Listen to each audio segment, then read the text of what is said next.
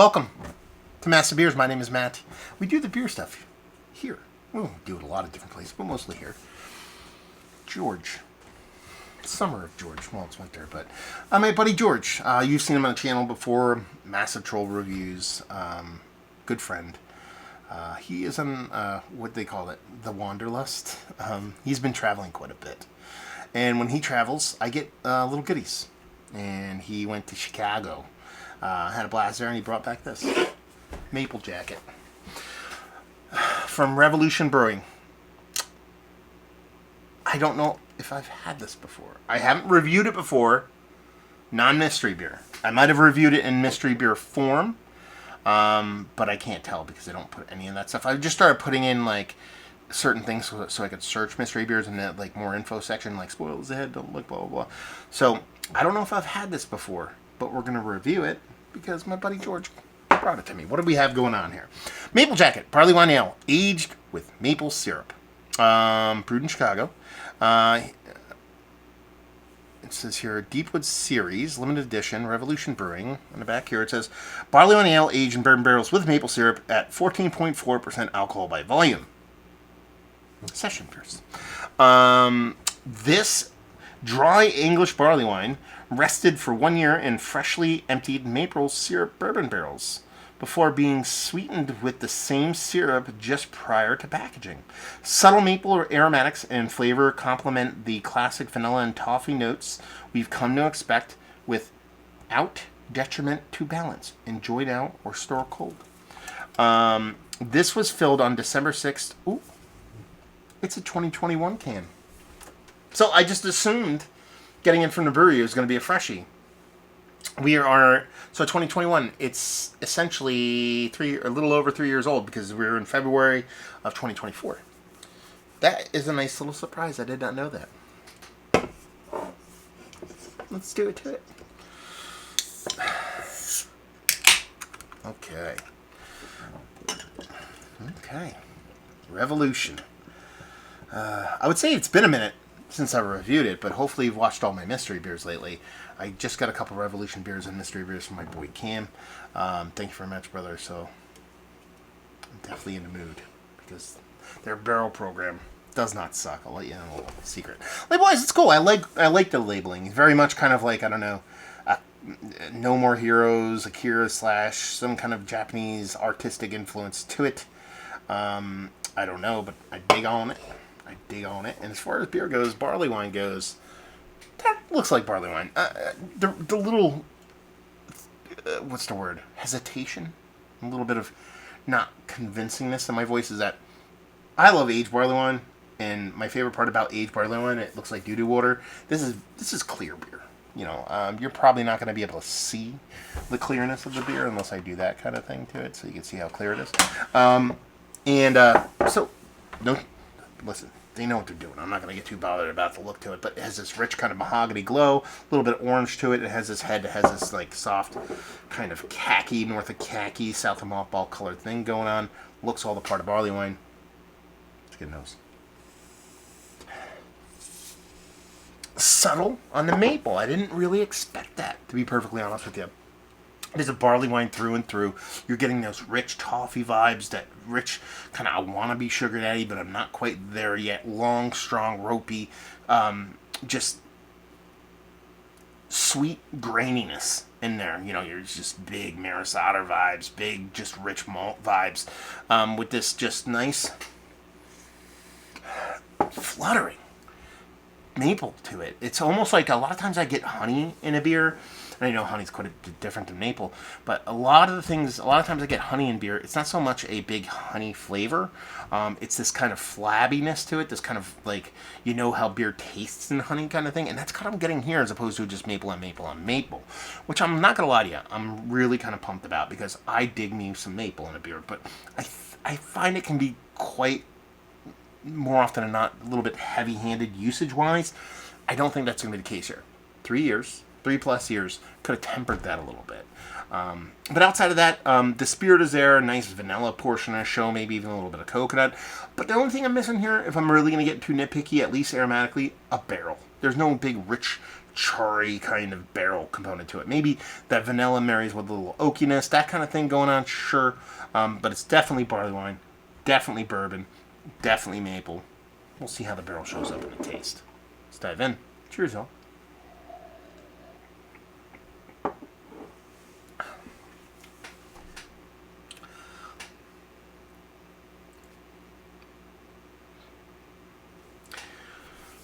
That does not suck.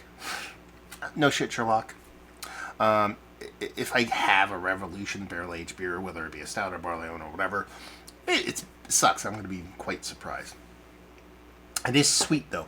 I wonder if they're setting you up for a 1-2 punch here on the sweetness, because they talk about a dry English barley wine.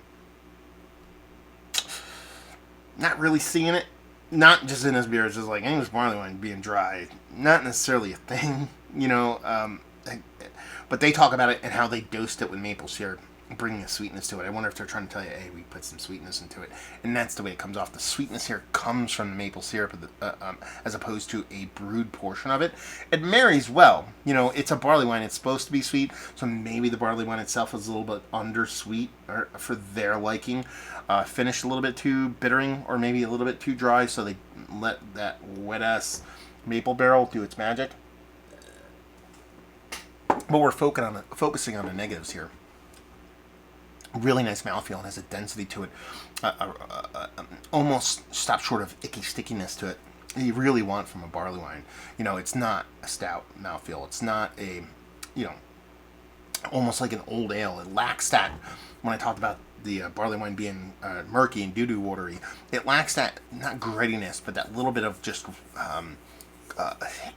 haziness. It lacks that kind of turbidity, and it comes off a little bit more syrupy, a little bit more honey-like, a little bit more maple-like, and a little bit more icky sticky.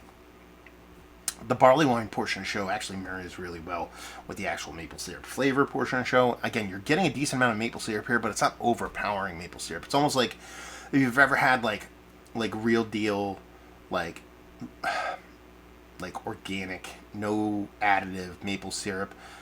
It's like that as compared to Miss Butterworth's or something. You know, it doesn't have that added sweetness, added sugar, just craziness to it. You know, it's not like, you know, Super Troopers chugging down that maple syrup. It's not that. It's a little bit more tempered, a little bit more adulty, the way that the maple syrup comes off. But when you talk about the barley wines portion of the show, it has this rich maltiness to it that has a little bit more brown sugar to it than Sugar Daddy, but it's working its way towards there. It's working a little bit with time. And then when you throw in an extra component of the bourbon barrel, it's like a trifecta of sweetness that's kind of floating around. Listen, I'm not going to sit here and get really hot and bothered about a barley wine, bourbon barrel-aged barley wine with maple syrup being sweet. It's a bourbon barrel-aged barley wine with maple syrup. Again, I've used the analogy plenty of times. It'd be like getting on a roller coaster and being angry it's going up and down and around really fast. You got on the ride. You know what the ride is about. You can't be like, oh man, it's sweet and there's maple syrup. It's like, no, this is what it's supposed to be. I would just like again, the barrel character that I talked about in the nose. It really doesn't come through in the taste either. I want a little bit more kind of barrel charriness, or a little bit more kind of that richness of the barrel to come through. Now, is that a byproduct, a part and parcel with a maple laced barrel? I don't know how that works. You know, for me, just layman terms, or just layman thinking, maybe the maple, if they dose the barrel with maple and throw the beer in it, maybe that adds a protective coating where it's not getting to the wall, the charriness. I don't know. But it lacks a bit more barrel character than I would really, really dig. And probably I don't want to say biggest nitpick, but probably the thing that I think can be done and hashed out with time is the flavors are a little bit singular in it. It tastes like a maple syrup, bourbon barrel aged barley wine. I want it to drink like a delicious barley wine that happens to have all those notes involved. So, the flavors all come off a little bit singular, not disjointed, not disconnected, but it's very much spiky in a sense that it's like, oh, there's a barley wine with this and with that, as opposed to being like, I'm drinking this barley wine. I'm getting all these flavors of all those things in one cohesive bit. That would be probably, if I'm really going to nitpick it, that's where it will go.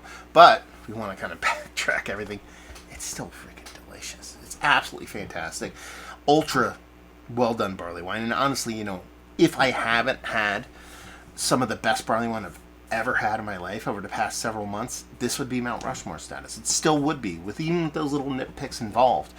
But since I've had some insanity barley wine, just outside looking in, I just did Mount Rushmore without even finishing up. So yeah, just rich, again, undermatured, rich brown sugar. And by that I mean, it, for me, barley wine goes brown sugar, burnt brown sugar, figgy daddy sugar, and then we're starting to get to sugar daddy, and then sugar daddy wants to be a raisinetty, and raisinetty. That's like the life cycle, the growth cycle of barley wine for me. This is in the burnt brown sugar, airing toward sugar daddy range. Mouth feels beautiful, perfect for a barley wine, and you get all the components here in a very fun way. It's, you know, you're talking about this having 2 plus whatever, 2-3 years, whatever it is, on it already.